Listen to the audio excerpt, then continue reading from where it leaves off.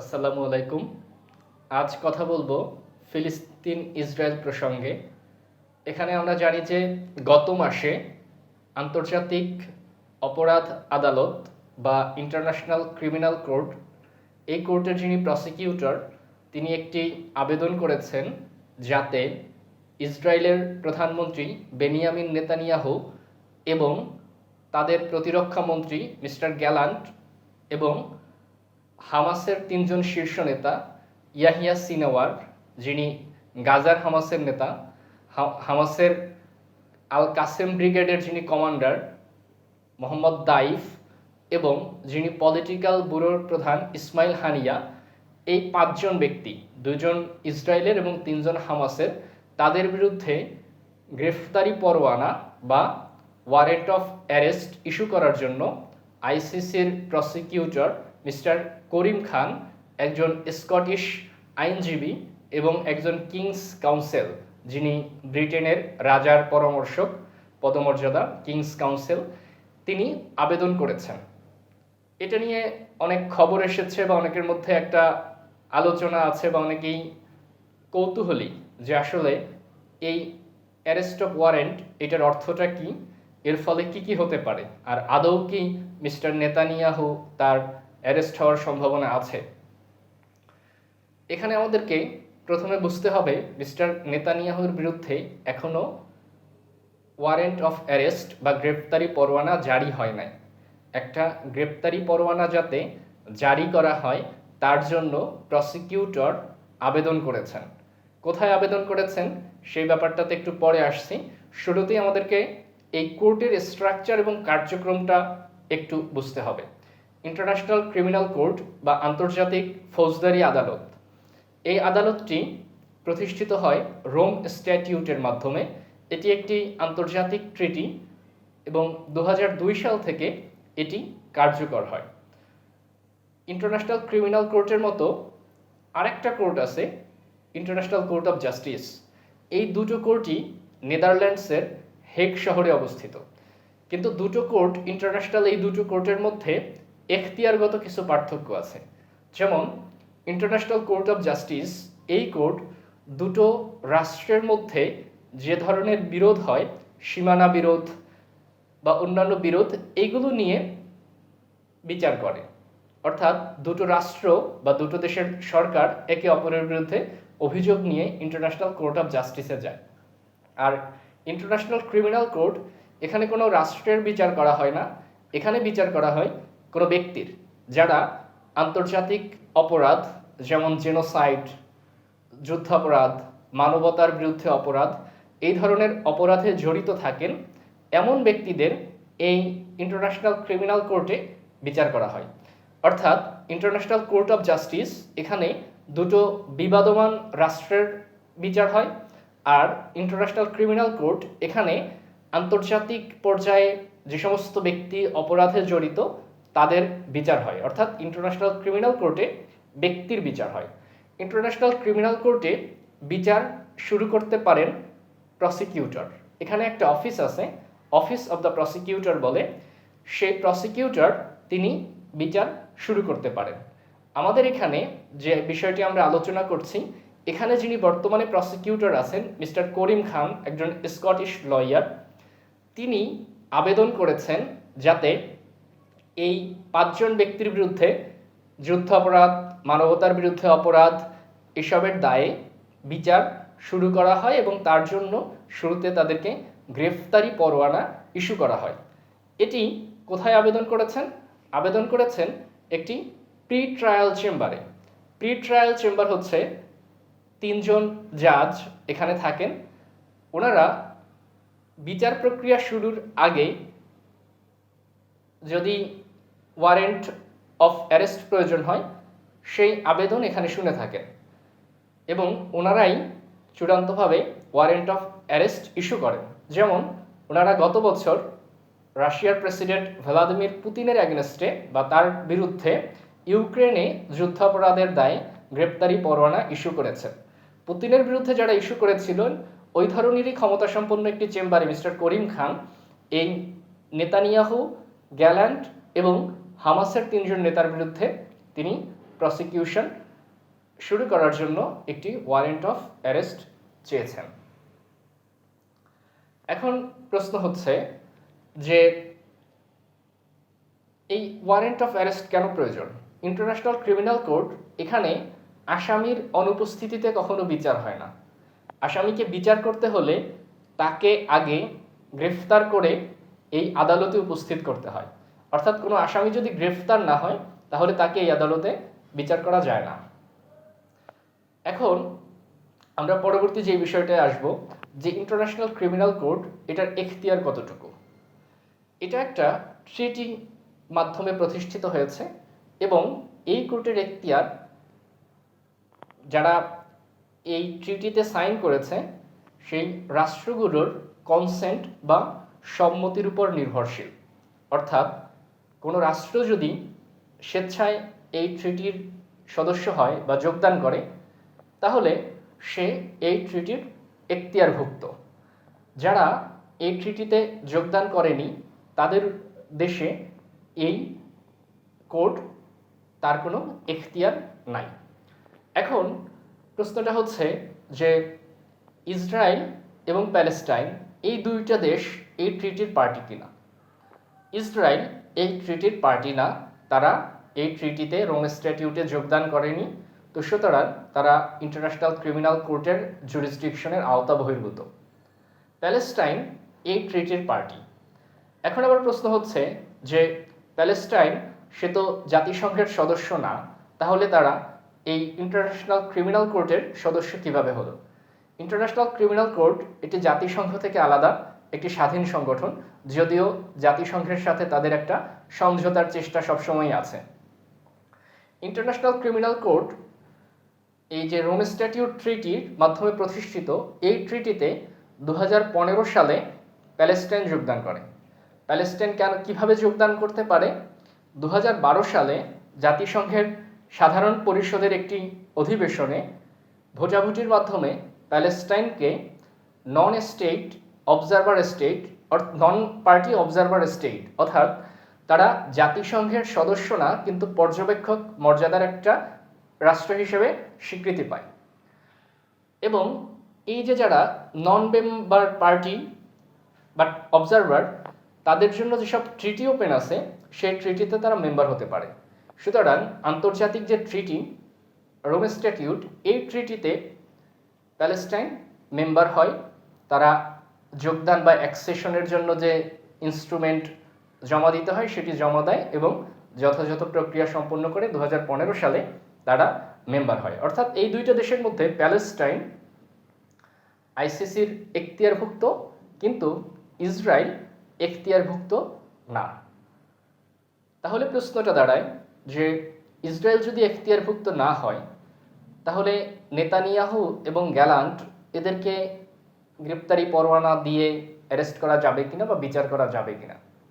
এখানে যারা international criminal কোর্টের পার্টি না বা যারা এখানে ট্রিটিতে যোগদান করেনি, তাদের আর্গুমেন্ট হচ্ছে যেই দেশগুলো এই রাষ্ট্রের মানে এই ট্রিটির পার্ট না, সেই রাষ্ট্রগুলোতে ইন্টারন্যাশনাল ক্রিমিনাল কোর্ট তার কোনো এখতিয়ার চর্চা করতে পারবে না, ক্ষমতা প্রয়োগ করতে পারবে না।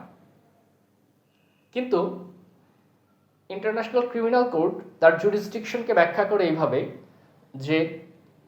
যে রাষ্ট্র পার্টি না সেই রাষ্ট্রে সে ক্ষমতা এক্সারসাইজ করবে না, কিন্তু যে রাষ্ট্র পার্টি সেই রাষ্ট্রে যদি নন পার্টি স্টেট থেকে কোনো ব্যক্তি এসে অপরাধ করে তাহলে তার বিরুদ্ধে অবশ্যই ক্ষমতা এক্সারসাইজ করতে পারবে।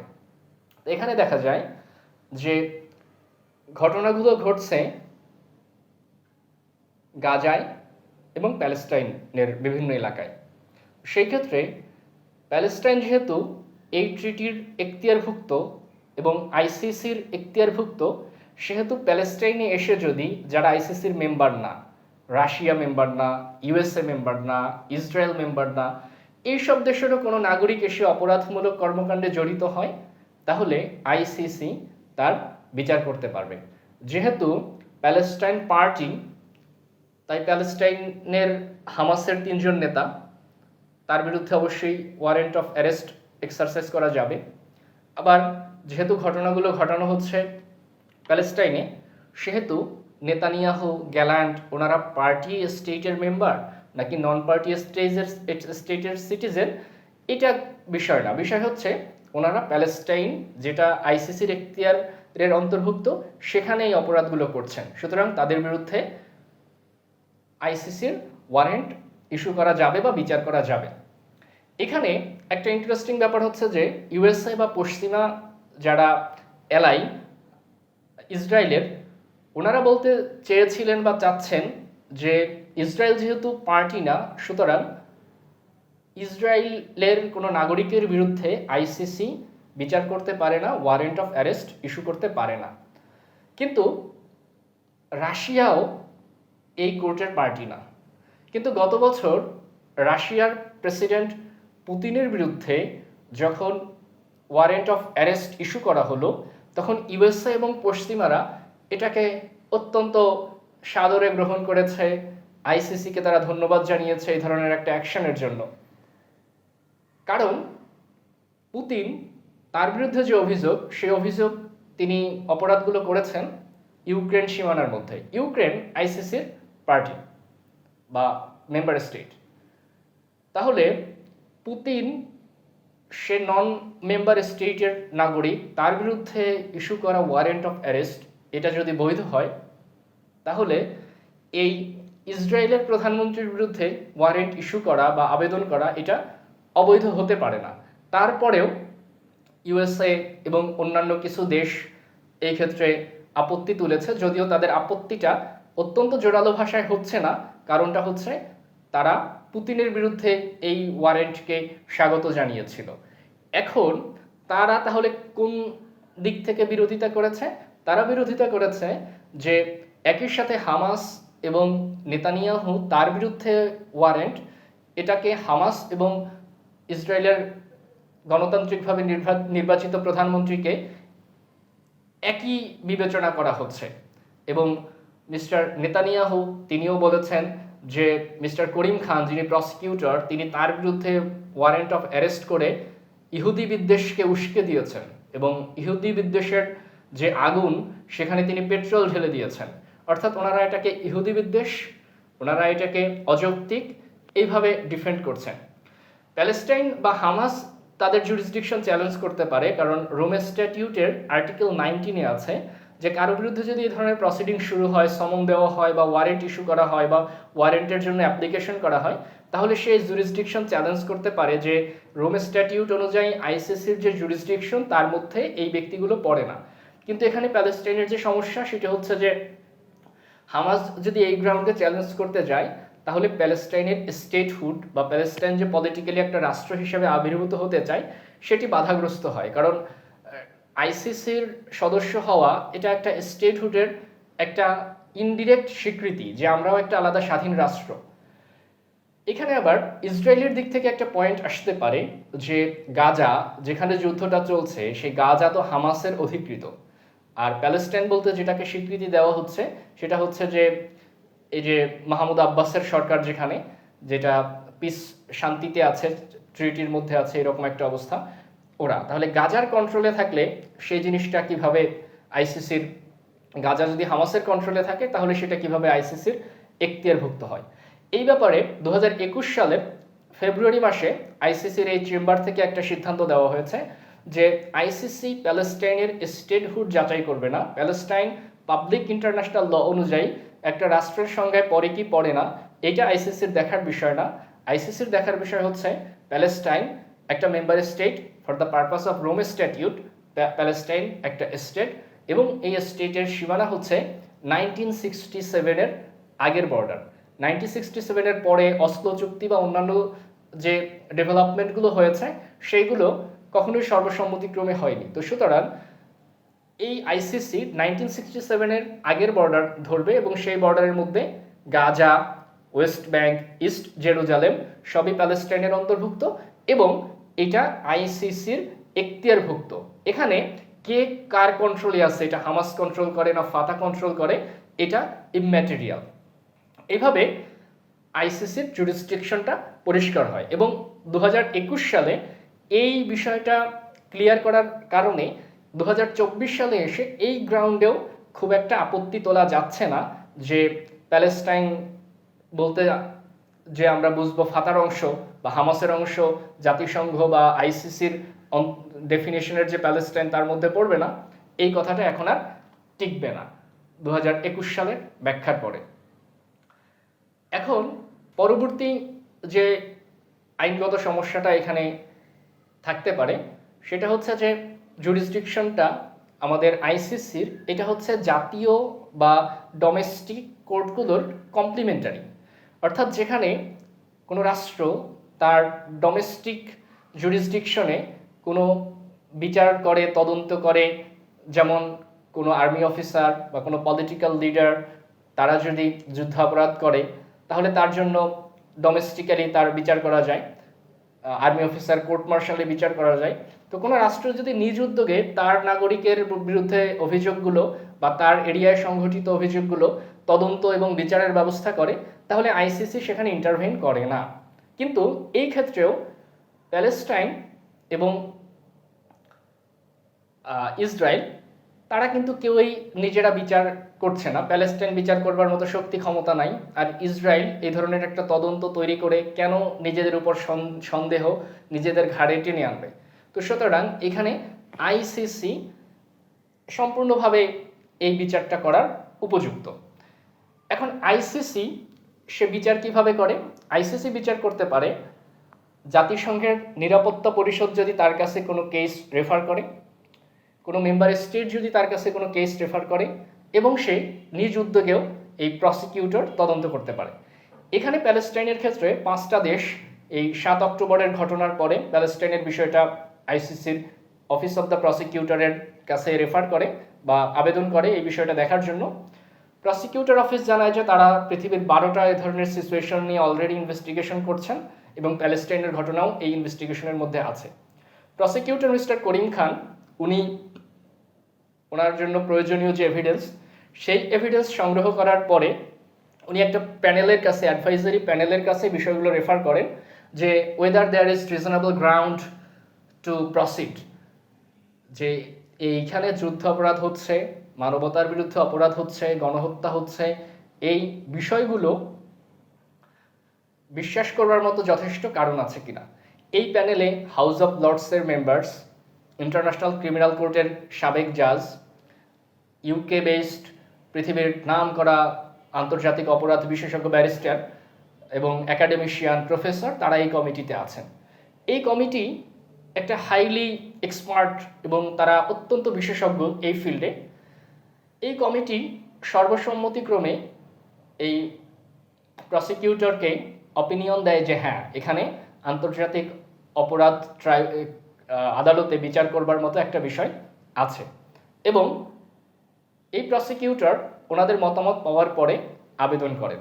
আবেদনে তিনি মিস্টার ইসমাইল হানিয়া, মোহাম্মদ দাইফ এবং ইয়াহিয়া সিনওয়ার ওনাদের বিরুদ্ধে অভিযোগ তুলেন যে তারা 7 অক্টোবর 2023 থেকে সিভিলিয়ানের উপর আক্রমণ, এক্সটারমিনেশন, মাস কিলিং, সিভিলিয়ান পিপলদেরকে হোস্টেজে নেওয়া, এই ধরনের অভিযোগ, সাথে সেক্সুয়াল ভায়োলেন্স, রেপ, টর্চার, এই অভিযোগগুলো আনেন। আর নেতানিয়াহু এবং গ্যালান্টের বিরুদ্ধে অভিযোগগুলো আনেন যে 8 অক্টোবর 2023 থেকে ওনারা গাজায় স্টারভেশন বা মানুষকে ক্ষুধার্ত রাখা, মানে খাদ্যের, পানি, অন্যান্য জীবন ধারণের জিনিসপত্রের সরবরাহ বন্ধ করে জোরপূর্বক মানুষকে ক্ষুধার্ত অভুক্ত রেখে এটাকে যুদ্ধের কৌশল হিসাবে ব্যবহার করছেন, অর্থাৎ starvation as a means of warfare. এটা আন্তর্জাতিক আইনে বা রোম স্ট্যাটিউটে একটা অপরাধ। ঠিক একইভাবে গাজার উপত্যকার সব দিক বন্ধ করে দিয়ে, নিত্য প্রয়োজনীয় জিনিসপত্রর সাপ্লাই বন্ধ করে দিয়ে ওনারা সিভিলিয়ান পিপলদেরকে টার্গেট করেছেন। এছাড়া এক্সটারমিনেশন, কিলিং, টর্চার, এই অভিযোগগুলো ওনাদের বিরুদ্ধেও রয়েছে। তবে ওনাদের বিরুদ্ধে আইসিসি প্রসিকিউটরের সবচেয়ে বড় ফোকাস হচ্ছে যে স্টারভেশন, মানুষকে খাদ্য পানীয় থেকে বঞ্চিত করে এই যে ভাতে মারা, পানিতে মারা, এই কৌশলে যুদ্ধ জয়ের চেষ্টা, এটাই হচ্ছে নেতানিয়াহু এবং গ্যালান্টের বিরুদ্ধে অভিযোগ। নেতানিয়াহু, গ্যালান্ট এবং হামাসের 3 নেতা প্রত্যেককেই ব্যক্তিগতভাবে দায়ী করা হচ্ছে এবং সুপেরিয়র রেসপন্সিবিলিটি বা কমান্ড রেসপন্সিবিলিটি, তারা নির্দেশ দিচ্ছেন এবং তাদের নির্দেশে এই কাজগুলো হচ্ছে, এইভাবেও দায়ী করা হচ্ছে। এবং প্রসিকিউটর বলেছেন যে এদের কার্যক্রমগুলো রোমের স্ট্যাটিউট অনুযায়ী একটা অপরাধ। এটা নিয়ে এখন আবার আরেকটা বিতর্ক হচ্ছে যে যেটা অ্যান্টনি ব্লিনকেন এবং আরও কয়েকজন ওয়ার্ল্ড লিডার যারা অনেকটা ইসরায়েলের সাথে অ্যালাই, তারা বলার চেষ্টা করেছেন যে একটা আলাপ আলোচনার মাধ্যমে একটা শান্তি প্রতিষ্ঠার চেষ্টা চলছে। এই অবস্থাতে এইভাবে একটা ওয়ারেন্ট অফ অ্যারেস্ট এটা দেয়া বা এটার চেষ্টা করা এই শান্তি আলোচনাকে বাধাগ্রস্ত করবে। এর ফলে যুদ্ধ থামবে না, পিস বা শান্তি প্রক্রিয়া অগ্রগতি হবে না। কিন্তু এটা একটা পলিটিক্যাল বা এটা একটা ফিলোসফিক্যাল বা এটা একটা নেগোসিয়েশনের ব্যাপার। অনেক আগে থেকে একটা ডিবেট পৃথিবীতে চলে যে পিস ভার্সেস জাস্টিস, অর্থাৎ যারা জাস্টিস প্রিভেল করে তারা প্রত্যেকটা অপরাধের বিচার চায়, আর যারা পিসের কথা বলে, শান্তির কথা বলে, তারা বলে যে আগে যা গেছে গেছে, যা হয়েছে হয়েছে, আমরা ভুলে যাই, এখন থেকে আমরা কেউ কারোর পিছনে লাগবো না, শান্তি প্রতিষ্ঠা করব। তো ওরা পিসের কথা বলে একটা বলতে চাচ্ছে যে এই ওয়ারেন্ট অফ অ্যারেস্ট দিয়ে হবে না, শান্তি আলোচনার মাধ্যমে যুদ্ধ বন্ধ করতে হবে। এই ওয়ারেন্ট অফ অ্যারেস্ট এটা দিলে উল্টো যুদ্ধ আরও বাড়তে পারে, শান্তি আলোচনায় দুই পক্ষকে এক জায়গায় আনা যাবে না। বাট আইসিসি প্রসিকিউটর অফিস তারা বলছেন যে আমাদের কাজ হচ্ছে লিগালি যেখানে যেখানে অপরাধ হচ্ছে আমরা সেই অপরাধের জন্য যাদেরকে দোষী মনে করেছি তাদের বিরুদ্ধে আমরা অভিযোগ দায়ের করেছি, ওয়ারেন্ট চেয়েছি। এখানে তারা আরও বলেছেন যে জেনোসাইড হচ্ছে কিনা বা মাস কিলিং হচ্ছে কিনা এটার একটা ইনভেস্টিগেশন অনগোয়িং, অর্থাৎ এভিডেন্স আরও গ্যাদার করলে প্রসিকিউটর হয়তো পরবর্তীতে আরও কোনো ব্যবস্থা নেবেন। তাহলে আমাদের যে বিষয়টা বলতে চাচ্ছি সেটি হচ্ছে এখনও কিন্তু ওয়ারেন্ট ইস্যু হয় নাই। সাধারণত অ্যাপ্লিকেশন করার 2 মাসের মধ্যে একটা সিদ্ধান্ত আসে। অ্যাপ্লিকেশনটি করা হয়েছে মে মাসের 20 তারিখ, আর এই বিষয়ের সিদ্ধান্তটা হয়তো আগামী কয়েক মাসের মধ্যে আসবে। এখন সম্ভাবনা কতটা? সম্ভাবনার ক্ষেত্রে ইতিপূর্বে দেখা গেছে যে এই ধরনের আবেদন অগ্রাহ্য করা হয়েছে, প্রসিকিউটর ওয়ারেন্ট চেয়েছে কিন্তু কোর্ট ওয়ারেন্ট দেয় নাই। তবে বেশিরভাগ ক্ষেত্রে প্রসিকিউটর ওয়ারেন্ট চেয়েছে, কোর্ট ওয়ারেন্ট দিয়েছে। তবে সেই বেশিরভাগ ক্ষেত্রগুলো দেখা যায় সবাই আফ্রিকান লিডার। আফ্রিকান লিডারদের বাদে এই কোর্ট থেকে ওয়ারেন্ট ইস্যু করার ঘটনা খুব কম। তবে সাম্প্রতিক সময় মিস্টার পুতিনের বিরুদ্ধে ওয়ারেন্ট ইস্যু করার ঘটনাটি আফ্রিকার বাইরে একটি আলোচিত ঘটনা। তবে এটাও যে পশ্চিমা দিকে বায়াসড, যেহেতু পশ্চিমারা পুতিনের বিরুদ্ধে, সুতরাং আইসিসির জন্য কাজটা সহজ হয়েছে।